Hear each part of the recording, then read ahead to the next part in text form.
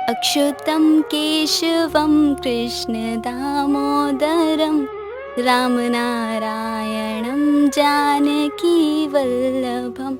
कौन कहता है भगवान आते नहीं, तुम मीरा के जैसे बुलाते नहीं।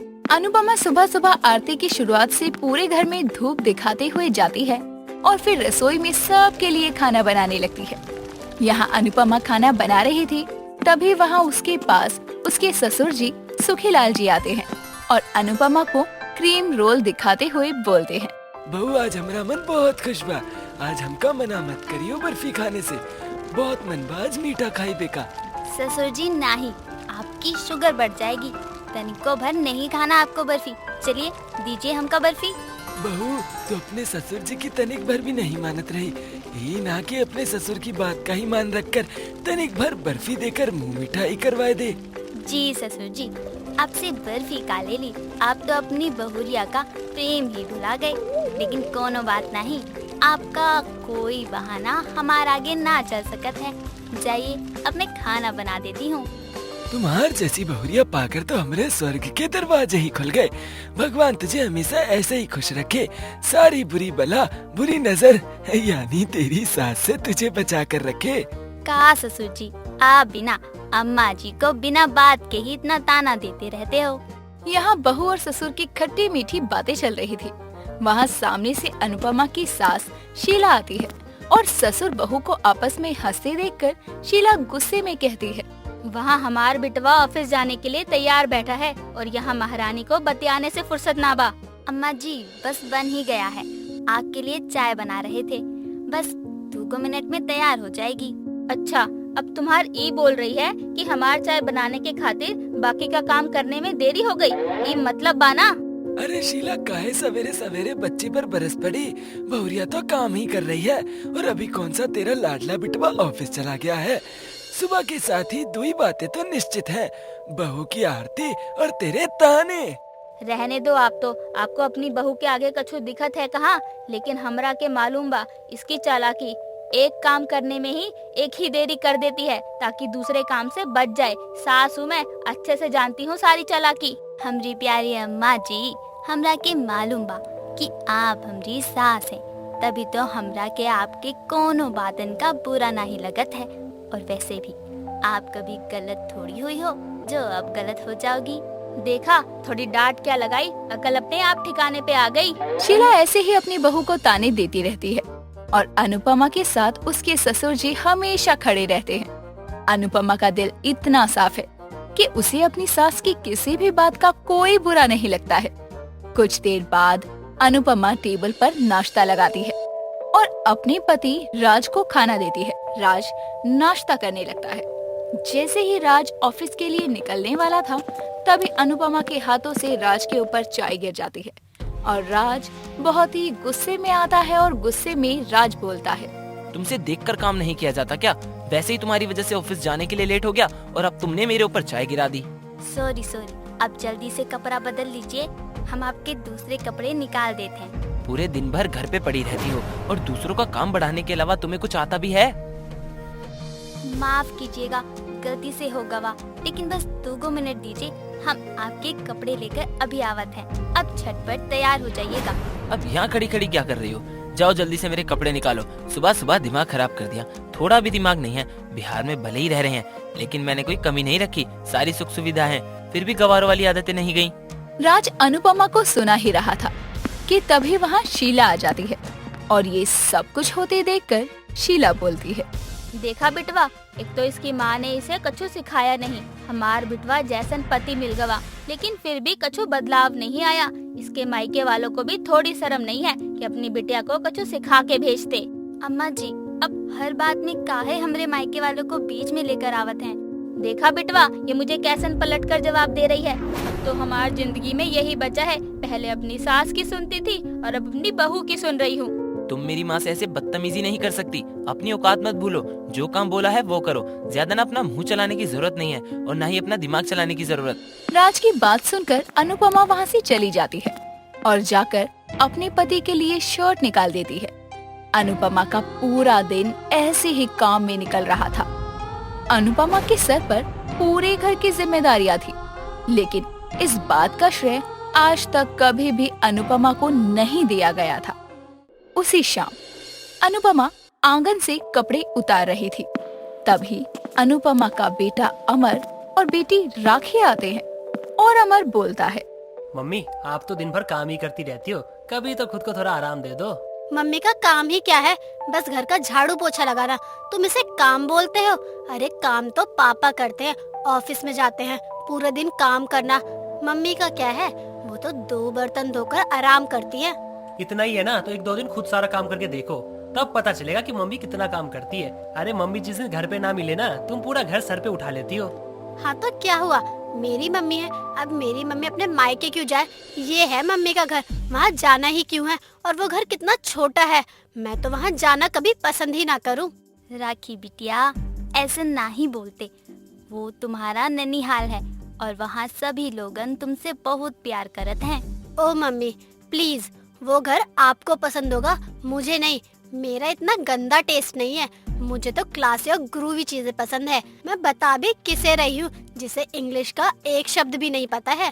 राखी मम्मी है हमारी, थोड़ी तमीज से बात कर, और तुझे नई बात करनी है मम्मी से तो मत कर, लेकिन उन्हें ऐसे ताने बिल्कुल भी मत दे, वरना बोलना मुझे भी आता है। तुझसे बोल ही कौन रहा है, मम्मी का चमचा, जब देखो मम्मी के पीछे पीछे घूमता रहता है।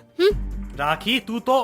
अरे अब बस भी करो, भाई बहन हो तुम दोनों, और लड़त ऐसे हो जैसे मोहल्ले की 2 चुगलखोर औरतें आपस में लड़त हैं। देख लिया तूने, मम्मी उन गवार औरतों की तरह ही बात कर रही है। मुझे तो इन्हें अपने साथ ले जाने में भी शर्म आती है। मेरे सभी दोस्तों की मम्मी इतनी पढ़ी लिखी है, और एक मेरी मम्मी है जिन्हें मसालों के अलावा कुछ नहीं आता। राखी इतना बोलकर वहाँ से चली जाती है और ये सब सुनने के बाद अमर कहता है, मम्मी आप इतना सब करती हो, लेकिन ये लोग हैं, ये लोग कभी भी आपको कुछ नहीं समझते हैं। आपको बुरा नहीं लगता क्या मम्मी, इतना सब करने के बाद भी आपको इतना सुनने को मिलता है? अमर बिटवा, अपने परिवार के खातिर कुछ करने में कोनो गलती नहीं है, और हमको कोई कछु बोलता है तो अपना समझकर ही ना बोलता है। जब हमरा के अपना मानत है तभी तो हमरा पर उनका हक बा। मम्मी आप बहुत स्वीट हो, लेकिन आपके साथ ये सब होता है ना तो मुझे बिल्कुल भी अच्छा नहीं लगता, और पापा तो कभी आपकी साइड नहीं लेते, उन पर तो सबसे ज्यादा गुस्सा आता है। अमर, तमीज से बोला अपना पिताजी से, और हम उनकी पत्नी है, एक पति पत्नी का रिश्ता है हमरा, और हमरे रिश्ते के बीच में कोनो तीसरा ना ही बोले तो ज्यादा बेहतर होगा। अनुपमा के इसी तरह दिन निकल रहे थे। कुछ देर बाद अनुपमा शाम का खाना बनाने लग जाती है, और शाम को जब खाने की टेबल पर सब बैठते हैं तो अनुपमा सभी को खाना परोस रही थी कि तभी शीला के हाथ से कांच की कटोरी गिर जाती है और टूट जाती है, जिस पर शीला कहती है, तुझे ये कटोरी यहाँ रखना जरूरी था, अब देख नुकसान हो गया ना। अरे यही तो कटोरी की जगह है, इसमें बहुरिया की कोनो गलती नहीं है, तुझे तनिक ध्यान रखना चाहिए था ना शीला। ध्यान हमरा के नहीं बल्कि आपकी बहुरिया को रखना चाहिए था। ये खाना खाने का समय है, सामान यहाँ वहाँ रखा होगा तो यही होगा ना। अनुपमा तुम्हें क्या सुनने की आदत ही हो गई है, गलती करते हुए तुम थकती नहीं हो ना? सॉरी, माफ कीजिएगा, हम अगली बार से ध्यान रखेंगे। बस करो तुम लोग, हर बार गलती का टोकरा बेचारी अनुपमा पर ही डाल देते हो। अरे जो हो गया सो हो गया ना। आपकी बेचारी बच्ची किसी के घर की बहू है, बच्चों की माँ है, पत्नी है, उसे उसकी गलतियों के लिए अब नहीं रोकोगे तो कब बोलोगे? आपकी वजह से ही गलतियाँ करने की आदत बढ़ गई है उसकी। अम्मा जी अब गुस्सा नहीं करिए, और ससुर जी अब खाना खाइए, हम अभी ये सब साफ कर देते हैं। अनुपमा ने तो अपने परिवार को पूरे दिल से अपना लिया था, लेकिन अब भी अनुपमा को उसका परिवार अपनाने में अपना पहला कदम उठाने को भी तैयार नहीं था। अच्युतम केशवम कृष्ण दामोदरम राम नारायणम जानकी वल्लभम। अनुपमा नए दिन की शुरुआत आरती के साथ करती है और रोज की तरह अपने काम यानी रसोई में लग जाती है। अनुपमा सबकी पसंद का खाना बनाने लग जाती है और कुछ देर में खाना बनकर तैयार हो जाता है। अनुपमा खाने को टेबल पर लगा देती है और कुछ देर में घर के सभी सदस्य राखी, अमर, राज, शीला, सुखीलाल आ जाते हैं और सभी नाश्ता करने लगते हैं कि तभी राज कहता है, अनुपमा एक फ्रेंच चीज टोस्ट बना दो जल्दी से। आपके फ्रेंच चीज टोस्ट खाए के मन रही तो आप हमका पहले बता देत रही ना, हम वही बना देत। तुम्हें एक काम क्या बोल दिया, अब तुम मुझसे सवाल जवाब करोगी? इसका तो यही काम ही है। पापा आप मम्मी पर गुस्सा क्यों कर रहे हो? उन्होंने तो बस पूछा ही है ना। अगर आप मम्मी को पहले ही बता देते तो उन्हें डबल मेहनत नहीं करनी पड़ती ना। लो, माँ का सपूत बोलने लगा। जैसी माँ वैसा बेटा। खुद तो तुमने आज तक कुछ किया नहीं और अपने इस नालायक बेटे को भी अपनी तरह निकम्मा बना दिया। ये तो हमरे पीठ पीछे यही सिखाती होगी अमर को कि अपने पापा को उल्टा जवाब दे। अम्मा जी, आप कैसी बात करत हैं? हमरे लिए तो बड़ों का सम्मान करना बहुत जरूरी बा और हम अपने बच्चन को भी वही सीख देते हैं। और अमर, हम तुमको कितनी बार कहे हैं कि बीच में ना ही बोलते। कोनो बात नहीं है, तुम लोग तो छोटी मोटी बातों को लेकर ही बैठ जाते हो। आप नाश्ता करो। आपकी बहुरिया की तरफदारी करने के लिए उसका बेटा अमर है। आपको जरूरत नहीं है कछु बोलने की। जिसे देखो हर कोई अनुपमा का ही भक्त बन रहा है। अनुपमा, तुम्हें एक बार में कोई काम समझ नहीं आता है क्या? सुनने की आदत ही हो गई है तुम्हें। अनुपमा राज के लिए फ्रेंच टोस्ट बनाने चली जाती है। थोड़ी देर बाद अनुपमा फ्रेंच टोस्ट बनाकर ले आती है तो वहाँ राज की ऑफिस की कोलीग भाव्या आई हुई थी। भाव्या राज के लिए केक लेकर आई थी और राज को केक खिलाते हुए भाव्या कहती है, वी कांग्रेट्स, आज तुम्हें सीनियर मैनेजर की पोस्ट मिलने वाली है। मैं तुम्हारे लिए बहुत खुश हूँ। अरे भव्या बहन, प्रणाम। कैसन हो आप? यहाँ कब आई? हमको तो पता ही नहीं चला। Oh wow, French cheese toast. V, तुमने ये मेरे लिए बनवाए है ना? हाँ, तुमने बताया था ना आज आने वाली हो घर पर, तो मैंने तुम्हारे लिए फ्रेंच चीज टोस्ट बनवा लिए। मेरी इतनी बड़ी खुशी में तुम्हारा पूरा पूरा हाथ है, तो तुम्हारे लिए इतना तो बनता है ना। You are the very best V. तुम्हें सब पता रहता है कि मुझे क्या पसंद है और क्या खाने का मन है। बिहार जैसे शहर में भी तुमने यहाँ की सबसे बेस्ट और बड़ी कंपनी में इतनी अच्छी पोस्ट हासिल कर ली है। पता कैसे ना हो भव्या बिटिया, हमारा बिटवा की इतनी अच्छी सहेली जो है। आज तक पापा को अपनी बीवी के बारे में कुछ पता तो है नहीं, लेकिन अपनी सो कॉल्ड सहेली के बारे में सारी जानकारियाँ हैं। और ये भाव्या भी सुबह सुबह मुंह उठाकर आ गई। भव्या बहन बैठिए, हम अभी कॉफी लावत हैं। अनुपमा, तुम्हें ये पता है कि हमें ऑफिस जाना है, फिर भी चाय कॉफी ला रही हो। अरे आज मेरा इतना इम्पोर्टेंट दिन है, भव्या उसे और खास करने के लिए आई है और तुम हो कि देर कर रही हो। वी, क्या तुम भी अनुपमा को बोलते रहते हो? और अनुपमा, आज वी की पोस्ट बढ़ेगी तो घर में पार्टी होनी चाहिए। मैं वी के साथ रहूंगी, इसलिए तुम सब संभाल लेना और खाना भी अच्छा होना चाहिए।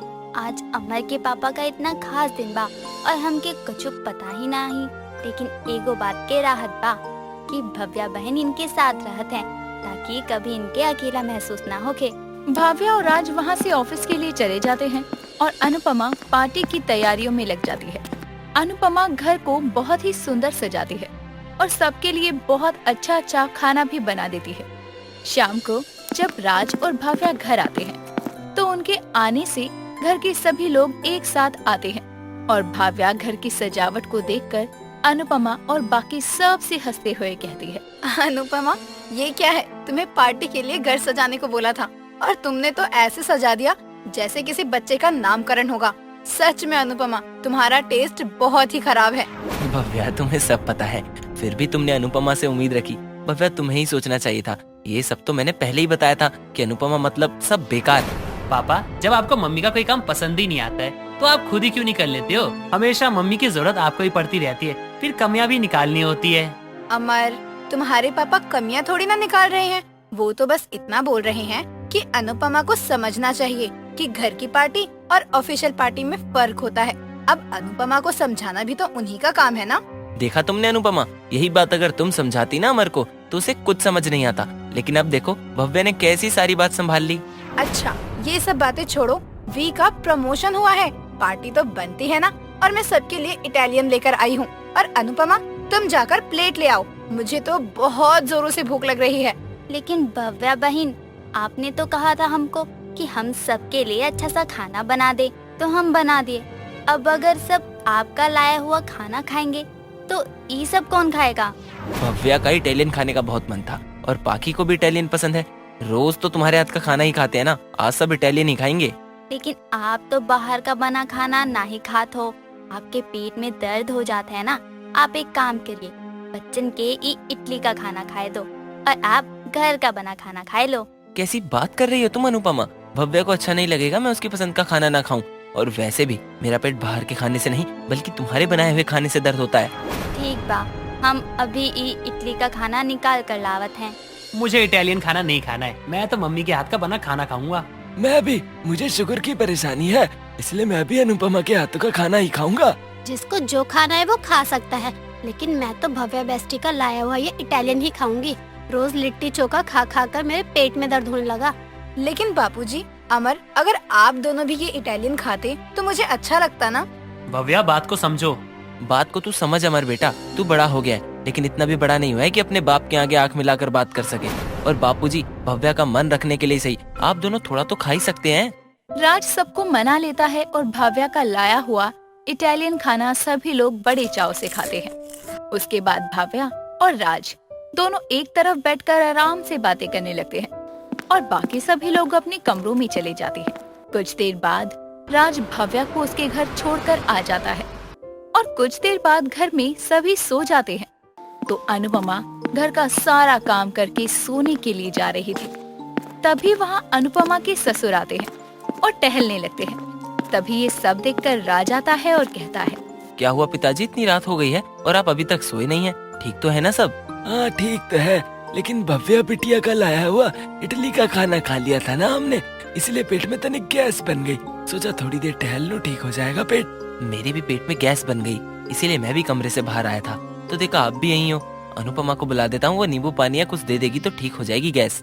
अरे वो बेचारी तो सारा काम करके थक गई होगी ना, अभी तो उसका काम खत्म हुआ होगा और अब फिर से उसे काम दे दे हम, थोड़ा टहलने से ही ठीक हो जाएगा सब। सुखीलाल ने इतना बोला ही था, तभी वहाँ अनुपमा हाथ में पानी का ग्लास और चूरन लेकर आती है और राज और सुखीलाल दोनों को चूरन देती है और खुद कहती है, हमके पता रहे कि आप दोनों के बाहर का खाना सूट ना ही करत है, इसलिए यही कहते तो हम मना करत रहे। लो इस चूरन खाए लो, थोड़ी देर में पेट दर्द ठीक हो जाई है। जब तुम्हें पता था कि हम पेट दर्द के कारण यहाँ से वहाँ घूम रहे हैं तो तुम्हें ये चूरन पहले ही दे देना चाहिए था ना। पता भी है बापूजी कितनी तकलीफ में थे। बहुरिया ने तो मना भी किया था ना कि हम बाहर का खाना ना खाएं, तब तो तूने बहुरिया की कोनो बात नहीं सुनी और अब बोल रहा है अरे बहुरिया चूरन लाई है तो खा ले चुपचाप से। ई लियो ससुर जी, काफी ज्यादा रात हो गई बा, इतनी देर तक जागना कोनो अच्छी बात नहीं। आप दोनों जाइए सो जाइए, हम घर की सारी बत्ती बंद करके दरवाजा लगाकर सो जाएंगे। अनुपमा की सुबह आरती के साथ होती है। वो पूरे घर में धूप दिखाती है। अनुपमा की आरती से ही सभी लोगों की आंखें खुलती है। अनुपमा सभी के लिए उनकी मनपसंद का नाश्ता बनाने में लग जाती है। नाश्ता बनाने के बाद अनुपमा अपने कमरे में जाती है तो वहाँ राज अपने कमरे में ऑफिस जाने के लिए तैयार हो रहा था। तभी अनुपमा राज के पास जाकर बोलती है, सुनिए जी, आज आपके दफ्तर में पार्टी है, सब लोगन वहीं जा रहे हैं, हम भी चलें? अरे तुम्हारा क्या काम, तुम वहाँ जाकर लिट्टी चोखा बनाओगी क्या सबके लिए, या खाना सर्व करोगी सबको? तुम घर पर ही रहो, तुम जाओगी तो कुछ ना कुछ ऐसा ही करोगी कि मेरी इंसल्ट हो। हमरा भी बहुत मन है आपके साथ जाने का, आज तक आप हमें कहीं भी नहीं लेकर गए हो। हमने तो वो नई वाली साड़ी भी निकाल ली है जो आपकी दफ्तर पार्टी में पहन कर जानी है। शाम को बता दूंगा मैं तुम्हें कि तुम मेरी ऑफिस पार्टी में आ सकती हो या नहीं। ठीक बा, हमने नाश्ता बना दिया है, आप तैयार हो जाइए फटाफट, हम नाश्ता लगा देते हैं। और हाँ सुन लो, मुझे कुछ गड़बड़ नहीं चाहिए। आज की सुबह तो अच्छी हुई है और तुम कुछ गड़बड़ ना करो तो मैं यहाँ से अच्छे मूड के साथ ऑफिस भी जा सकता हूँ। ठीक है, हम कुछ गड़बड़ नहीं करेंगे और सभी बातों का बहुत बारीकी से ध्यान रखेंगे। तुम्हारा बोलना एक बात है और करना एक बात है। आज तक तुम अपनी बात की रही हो कभी? जो बोलो उसका उल्टा ही करती हो। मैं बोल रहा हूँ आज कुछ गड़बड़ नहीं होनी चाहिए, समझी? ठीक है। अनुपमा राज के लिए नाश्ता टेबल पर लगा देती है। सभी लोग नाश्ता करने आते हैं और साथ में बैठे हुए होते हैं कि तभी राखी कहती है, पापा मैं तो बहुत एक्साइटेड हूँ आपकी ऑफिस पार्टी के लिए, आपको अवार्ड मिलेगा। मैंने तो अपने सभी दोस्तों को बता दिया मेरे पापा कितने कूल है, उन्हें अवार्ड मिलेगा। हमार खुशी का भी कोनो ठिकाना ना है। आज हमरे बिटवा के लिए बड़ा दिन है। कल पता चला कि प्रमोशन हुआ है और आज दफ्तर की वर्षगांठ की खुशी में सभी कर्मचारियों को पदक भी मिलेंगे और उसमें हमारा बिटवा भी है। ये सब बस अनुपमा के शुभ कदमों का ही नतीजा है। जब से अनुपमा इस घर में आई है सब अच्छा ही हो रहा है। लक्ष्मी है अनुपमा हमारे घर की। हाँ हाँ ये ठीक है, हमार बिटवा इतनी मेहनत करता है दफ्तर में और आप उसका श्रेय अपनी बहुरिया को दे रहे हो। कभी तो अपनी बहुरिया से आगे बढ़कर अपने बिटवा को भी देख लिया करो आप। अम्मा जी सही बोल रही हैं। अरे पापा ऑफिस में कितनी मेहनत करते हैं, मम्मी को तो बाहर निकलने में भी घबराहट हो जाती है, और आप बोल रहे हो कि मम्मी की वजह से हो रहा है। अगर मम्मी नहीं होती ना तो पापा का घर और ऑफिस दोनों ही संभालने पड़ते, तब पापा कैसे करते ये सब। इसलिए पापा की हर कामयाबी में ना मम्मी का पूरा पूरा हाथ है। मसाले वाले हाथ कभी कामयाबी नहीं लाते बेटा, वो तो बस मसाले ही पीस सकते हैं। और तेरी मम्मी ने किया ही क्या है, घर का काम ही आता है उसे, लेकिन तेरे पापा हर चीज में परफेक्ट हैं। राज बिटवा, ये सबका अपना अपना नजरिया होता है। यही अगर बहुरिया बोल दे कि हमरे बिना राज का कुछ नहीं हो सकता, तब भी तुझे बुरा लगता, और तूने बोला है तो कहीं ना कहीं उसे बुरा लगा होगा ना। नहीं नहीं ससुर जी, हम ठीक हैं। हमके कोनो बात का बुरा कभी नहीं लगता। देखा बापूजी आपने, जो खुद के लिए अपना स्टैंड नहीं ले सकती वो मेरा साथ देगी। आप भी ना बापूजी, अपनी बहू के मुंह में दुनियादारी की समझ ही पूरी भूल गए हो। ये इनके लिए कोनो नई बात थोड़ी ना है, इन्हें तो बस अपनी बहुरिया ही दिखती है। खैर ये सब तो रोज का ही है। आज मेरे ऑफिस में पार्टी है, सबको आना है। हम भी आ सकते हैं ना सब लोगन के साथ। नहीं, तुम आओगी तो पक्का कोई ना कोई गड़बड़ ही करोगी। तुम घर पर ही रहो। पापा अगर मम्मी नहीं जाएगी ना तो सॉरी, मैं भी नहीं जा सकता, मुझे और भी बहुत काम है। मेरी बहुरिया और पोता ही जब नहीं आ रहे हैं तो मैं अभी वहाँ आकर क्या करूँगा। तुम लोग ही जाओ। आप क्या बोल रहे हो? अरे आपको अमर को समझाना चाहिए, और आप हो कि उसकी तरह जिद कर रहे हो। अनुपमा को बाहर जाने की आदत भी तो नहीं है ना, उसके लिए अच्छा होगा कि वो घर पर रहे। शीला, बाहर कहीं जाने की आदत तुझे और मुझे भी तो नहीं है ना, तो इस हिसाब से ना जाना ही अच्छा होगा ना। तो ठीक है शीला, हम भी घर पर ही रहते हैं। क्या अम्मा जी, जिसको नहीं आना रहने दो ना, हम चलते हैं। क्यों पापा, सही बोल रही हूँ ना मैं? ये हमेशा का ही है, बस अनुपमा की वजह से मुझे दूसरों के आगे सुनना पड़ता है, और अब बापूजी और अमर की वजह से मुझे अनुपमा को भी लेकर जाना पड़ेगा। अरे नहीं, हमारी वजह से कोनो को यहाँ रुकने की जरूरत नहीं है। सब जाओगे, आज इनका खास दिन है, तो इनका परिवार इनके साथ वहाँ मौजूद होना जरूरी है। समझा अमर? और ससुर जी, आप भी मना नहीं करो। पिताजी आप और अमर मना मत करो, आपकी लाडली अनुपमा भी पार्टी में आएगी, अब तो खुश होना। राज अनुपमा को भी पार्टी में आने के लिए बोल देता है। उसके बाद शाम को सभी पार्टी के लिए तैयार हो जाते हैं और सभी लोग राज की ऑफिस की पार्टी में चले जाते हैं। वहाँ पर राज और उसके पूरे परिवार का स्वागत होता है, खाना पीना होता है, नाच गाना चलता है।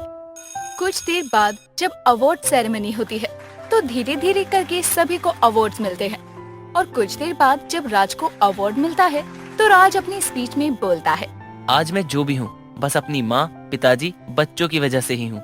मुझे बहुत ही ज्यादा खुशी है कि मैं इस काबिल बन पाया कि आप सबके सामने ये बोल रहा हूँ। मेरी इस कामयाबी में हर समय एक शख्स और है जिसने हमेशा ही मेरा साथ दिया है, हर राह में खड़ी रही है।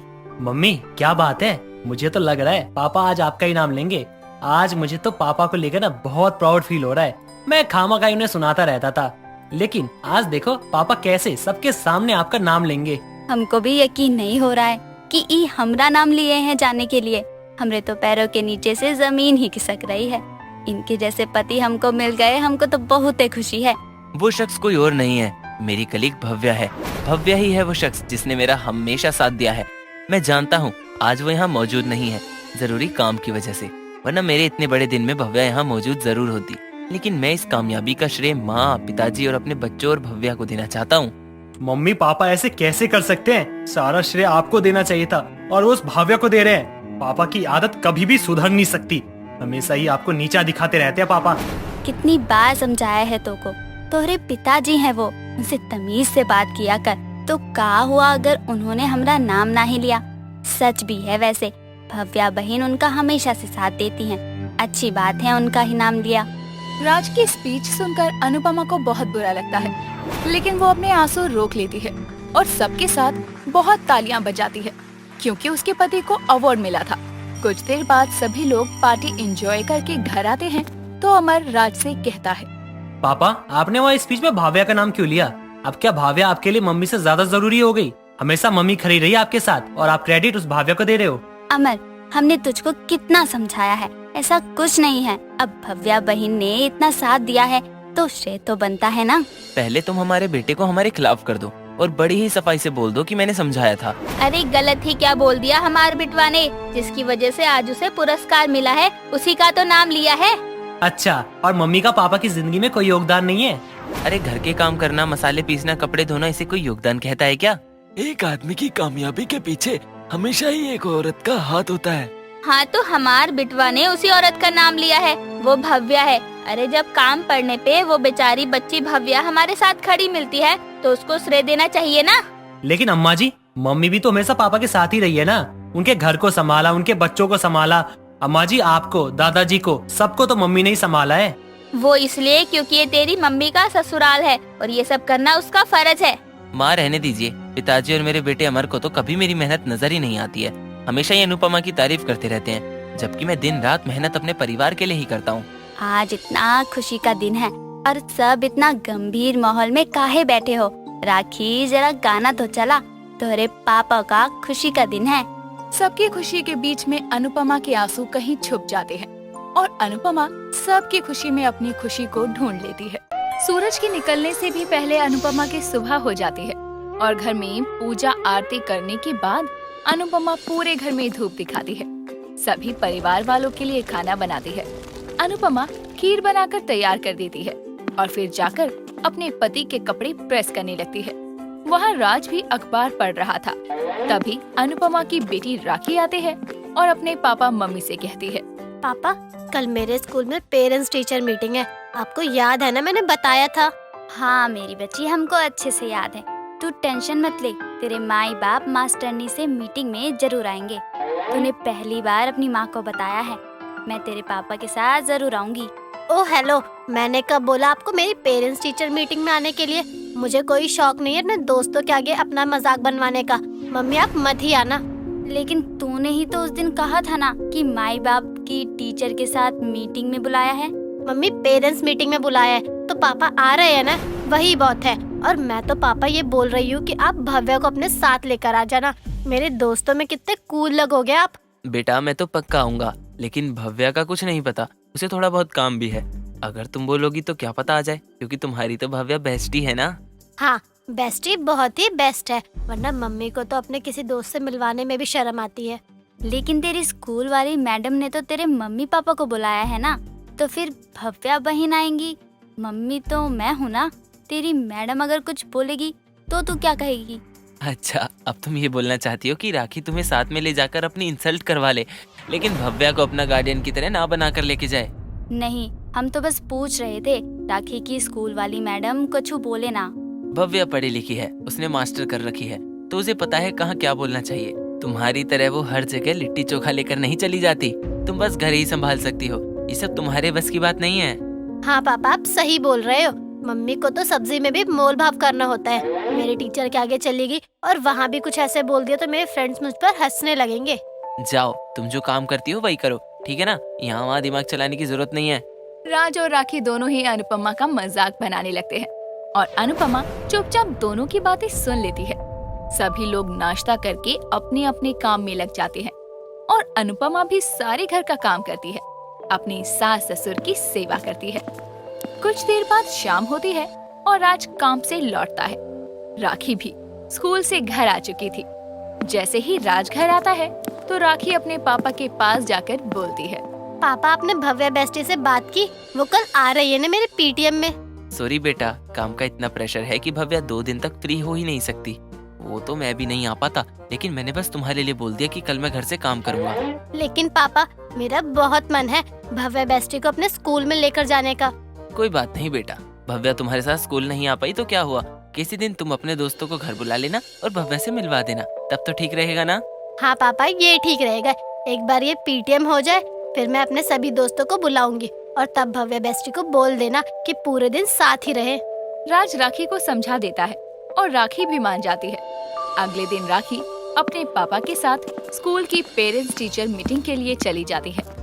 दोनों स्कूल के बाहर पहुँचे ही थे कि तभी भव्या वहाँ आती है और राखी को गले लगाकर भव्या कहती है, राखी, देखो मैं आ गई। बेस्टी, आप यहाँ? लेकिन पापा तो बोल रहे थे कि आप नहीं आओगी।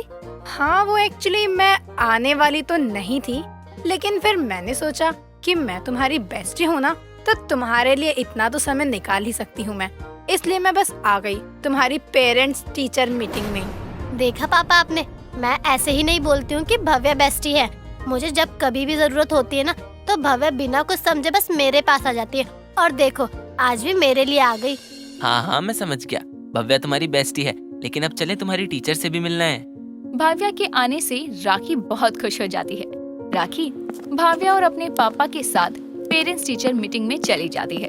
उसके बाद तीनों घूमने चले जाते हैं और बहुत एंजॉय करते हैं। यहाँ तीनों इतना एंजॉय कर रहे थे, वहीं अनुपमा, राज और राखी के घर आने का इंतजार कर रही थी। शाम के समय में जब अनुपमा अपनी सास और ससुर जी को चाय दे रही थी, तो वहाँ पर भाव्या, राज और राखी आते हैं। राखी घर आते ही खुशी से चिल्लाते हुए कहती है, मम्मी मम्मी आज का दिन बहुत बेस्ट था। आपको पता है भव्या आई थी मेरे पीटीएम में। मेरे सभी फ्रेंड्स और टीचर भी बहुत ही इम्प्रेस हो गए। मेरे गार्डियन इतने पढ़े लिखे हैं। अच्छा ही हुआ तू अपनी अम्मा को नहीं लेकर गई, वरना तो अभी जितनी तारीफ हुई है ना, उतना ही लोग हंसते तोहरे ऊपर और इस अनुपमा के ऊपर। अनुपमा को तो कोनो फर्क नहीं पड़ता, पर तुझे तो शर्मिंदगी महसूस होती ना। अच्छा हुआ भव्या बिटिया आ गई वहाँ पर तेरे साथ।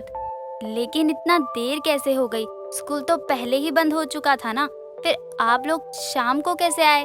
मम्मी प्लीज आप ना सर पर खड़ी मत रहो, और घूमने चले गए देर हो गई तो इसमें आप क्या हमसे पूछोगी? पापा और भव्या भी तो साथ में थे ना। तो क्या हुआ? अरे पूछे ही तो रही है ना अनुपमा, चिंता हो रही थी तो पूछ लिया। पिताजी आप जानते नहीं हो अपनी बहू को, हर वक्त किसी न किसी का सरदर्द बने ही रहना है। आदत हो गई है अब तो अनुपमा को सरदर्द बनने की। समझाने का भी कोई फायदा नहीं है। वी, तुम अनुपमा को क्यों कोस रहे हो? उसे कहाँ समझ है दुनियादारी की। कोई बात नहीं अनुपमा, तुम अपना दिल छोटा मत करो, हो जाता है ये सब कुछ। अच्छा मैं चलती हूँ। बेस्टी आप अभी तो आई हो और अभी जाने की बात बोल रही हो। पापा कुछ बोलो ना आप। हाँ भव्या, खाना खाकर ही जाना। और जाना क्या, मैं तुम्हें घर तक छोड़ाऊंगा। तुम मेरी बेटी के लिए अपना काम छोड़कर आई हो, तो मैं तुम्हें अकेले कैसे जाने दे सकता हूँ? हाँ भव्या बहन रुक जाओ, मैं अभी जल्दी से खाने की तैयारी करती हूँ। अनुपमा और बाकी सबकी बात सुनकर भव्या रुक जाती है। अनुपमा खाना बनाने चली जाती है। काफी समय बाद जब खाना बन जाता है तो अनुपमा सबके लिए खाना टेबल पर लगाती है।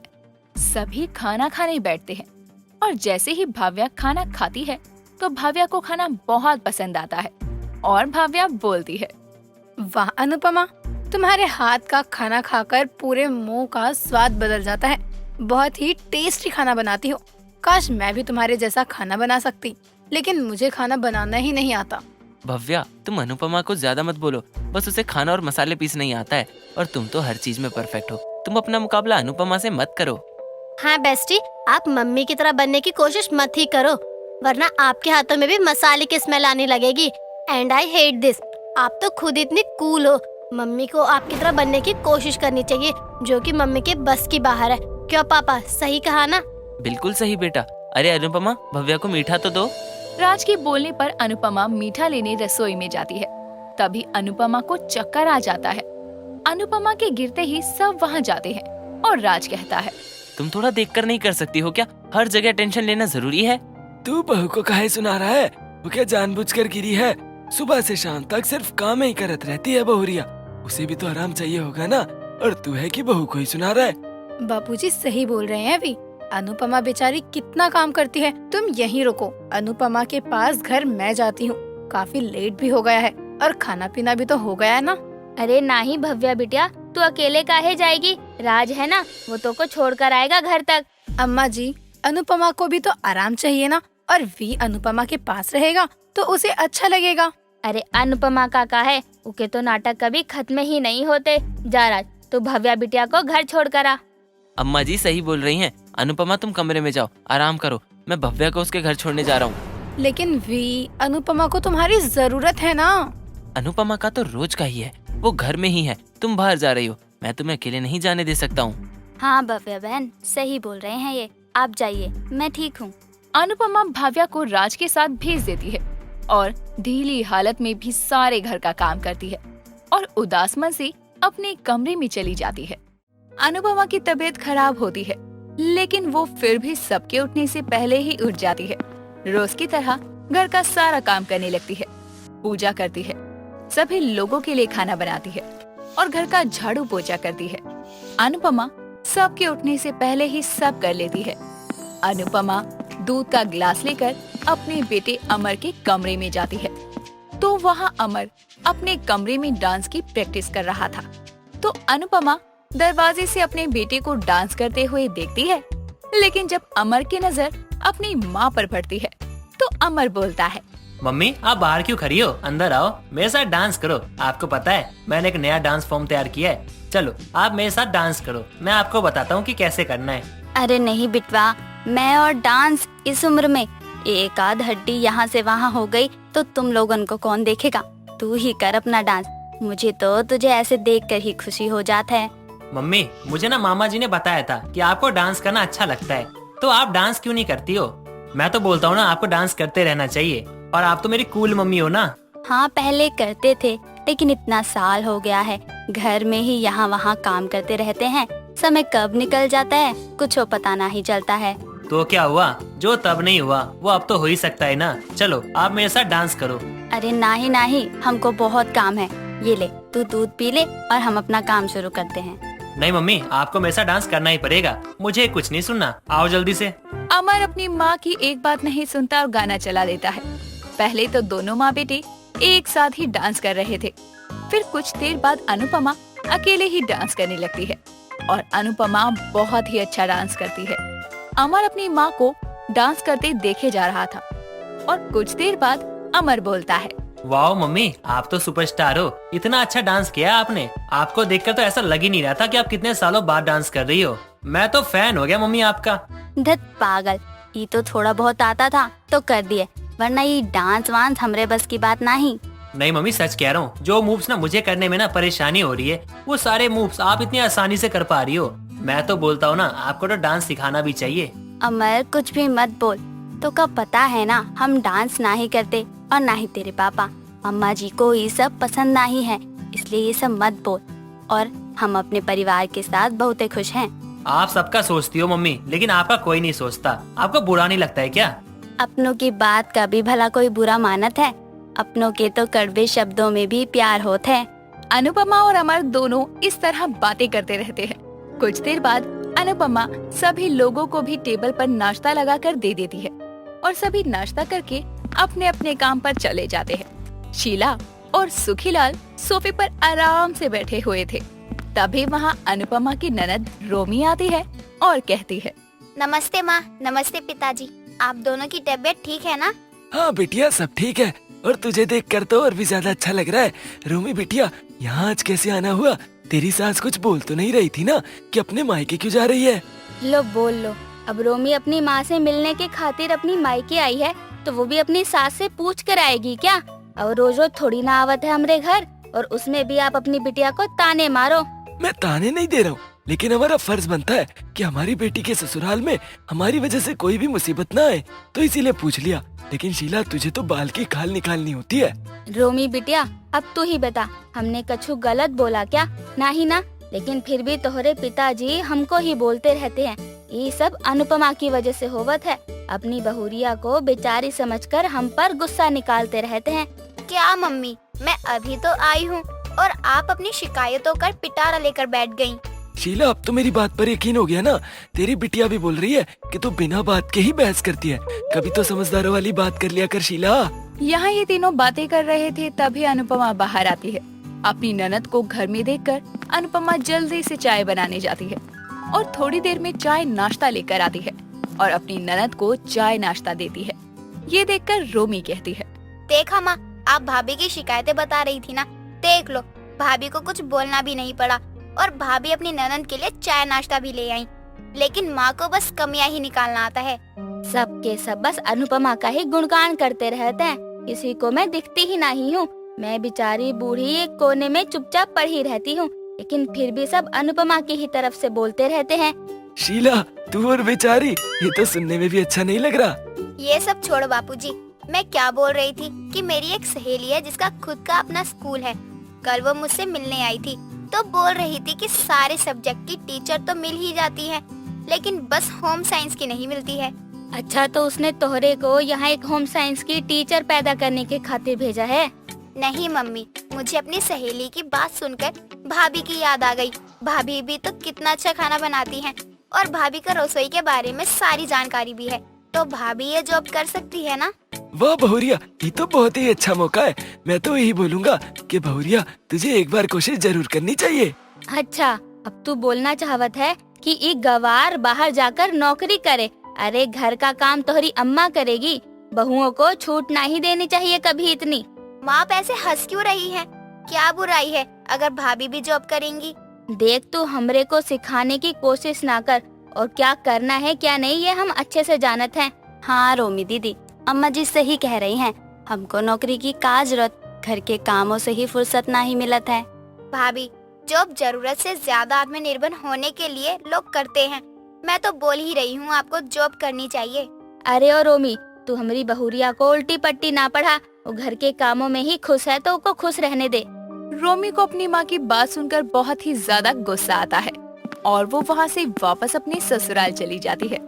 शीला के दिमाग में रोमी की नौकरी वाली बात चल रही थी और शाम को जब राज ऑफिस से घर आता है तो शीला राज के साथ बैठी हुई थी। तभी अनुपमा पानी का ग्लास लेकर आती है और अनुपमा को देखकर शीला कहती है, आज घर पर रोमी बिटिया आई थी और मजे की बात तो ये है कि वो अनुपमा की नौकरी की बात करने खातिर आई थी। अम्मा जी रोमी भी ना समझती नहीं है कुछ। अरे जो अपना नाम तक ठीक से नहीं लिखना जानती है वो और नौकरी करेगी। अरे ये कहीं गई तो लोग हाथ जोड़कर माफी मांगने लगेंगे कि गलती कर दी अनुपमा जी को नौकरी देकर। वही तो, और नौकरी वो भी स्कूल में। अब बताओ, बच्चों के भविष्य पर अनुपमा को थोप कर खराब थोड़ी ना कर सकत है। वो तो सब बस बिगाड़ना ही जानती है। अम्मा जी आप ऐसा काहे बोल रही हैं? हम तो पूरे घर को अच्छे से संभालते हैं, अपने बच्चों को पाला है, स्कूल के बच्चों को भी संभाल लेते हैं। अच्छा रोमी ने एक नौकरी के लिए क्या बोल दिया? तुम्हारे तो पर निकल आए। बच्चों को संभाल सकती है तो जरा एक सेंटेंस को इंग्लिश में बोलना।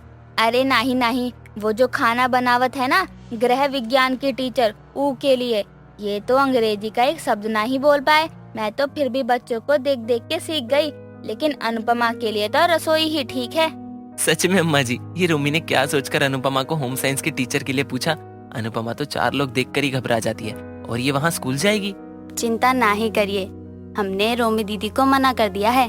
तुमने अच्छा किया रोमी को मना कर दिया, ये तुम्हारे लिए अच्छा है। तुमसे घर तो संभलता नहीं है, क्लास को क्या संभालोगी? राज और शीला दोनों अनुपमा के ऊपर बस इतनी सी बात के लिए हंसने लगते हैं। जहां अनुपमा को घर के सभी लोगों का सहारा चाहिए था, वहीं पर उसके घर वाले उसे नीचा दिखाने लगते हैं। अनुपमा इतना होने के बाद भी किसी की बात का बुरा नहीं मानती और पहले की तरह सबके लिए अपनी खुशी से सब करती है।